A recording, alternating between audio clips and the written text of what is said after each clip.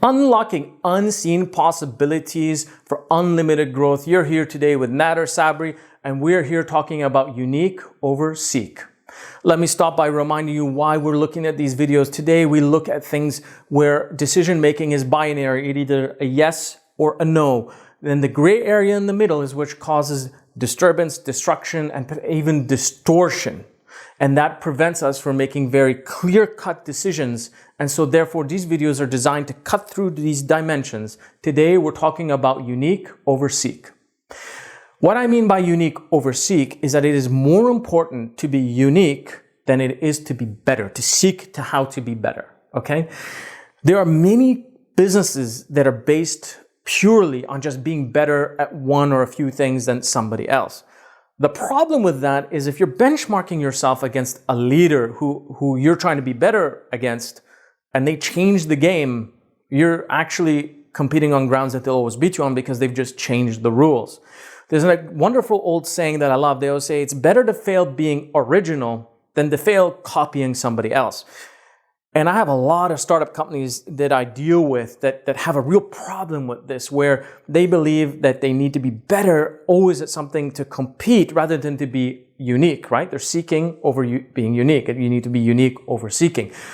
The problem with this is, and I'm going to give you an excellent example. In the last startup company I had, which was Times 5 Global, when I was raising funding, the first thing investors asked, like, hey, I mean, people are going to copy your product. Do you have the intellectual property in place? And the answer was yes. But even if I had it or not, it wasn't going to prevent anybody from copying what we do.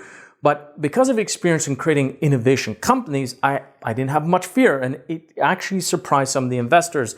And the reason was because you can copy the look and the feel and the marketing of a product, but you don't understand the circumstances and conditions under which those strategies were actually created.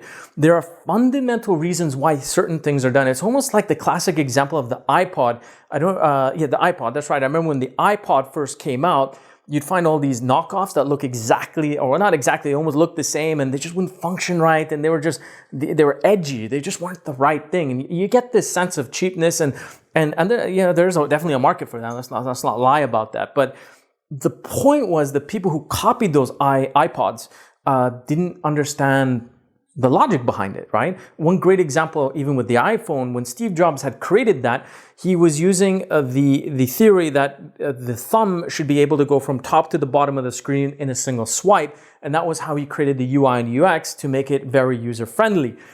Today, we rarely have a phone that can do that. People have copied and they've evolved on those copies, and you've got these screens where you literally need to hold with one hand and use the other hand in order to navigate them, right?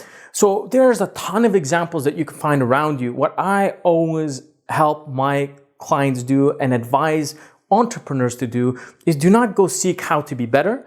Find a way to be genuinely unique at something that is very difficult for someone else to actually copy. That is unique over seek. Thank you for watching this video. Don't forget to subscribe, press the notification bell, like the video, share your comments. See you in the next video.